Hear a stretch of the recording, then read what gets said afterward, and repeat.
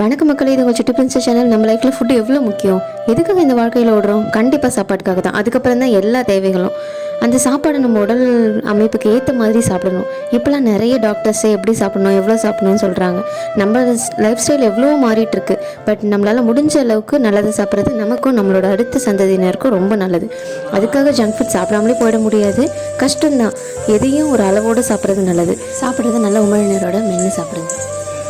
இப்போ நான் செய்கிறது வேர்க்கடலை சட்னி. வெங்காயம், தக்காளி, பச்சை மிளகா, அதோடு கொஞ்சோண்டு வேர்க்கடலை போட்டு நல்லா வதக்கிக்கோங்க.